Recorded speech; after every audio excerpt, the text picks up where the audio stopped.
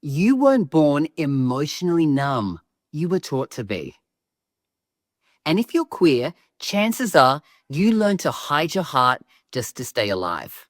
What if I told you that most queer people aren't just tired, they're emotionally suffocating? And it's not their fault. It's a system that taught us to bury who we are, just to survive. When I was 8, I cried in front of my dad. He said, "Toughen up." At 14, I told my best friend I like boys. He said, "That's disgusting," and it ended the friendship. So I learned to laugh at my own pain, to become who the world wanted me to be, not who I actually was. And I'm not alone. So many of us were never taught to feel.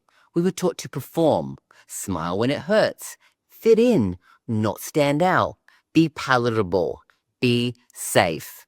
This is what repression looks like. You overthink every message. You say, "I'm fine," when you're breaking. You people please. You date people who don't love you back. You self-sabotage, and then you blame yourself. But the truth is, none of that's your fault. It's emotional survival. You've been carrying feelings that were never allowed to exist. You don't get to be soft or angry or loud or wild. You had to adapt to stay safe. But now you're safe enough to feel, and that's the beginning of freedom. Repressed feelings, they don't disappear.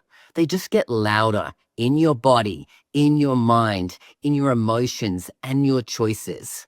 But when you feel them fully, unapologetically, you don't just heal, you come home to yourself. This isn't just emotional, this is revolutionary. Because when a queer person finally feels what they were never allowed to, we break every chain that ever said we had to be small to be safe. Healing isn't linear, it's sacred chaos. But every tear, every scream, every reclaiming is a rebellion, a homecoming, a resurrection. So if you're done repressing and you're ready to rise, come find us at QueerQuest. We hold space for your truth, all of it, because your emotions aren't too much. They are the map back to your power.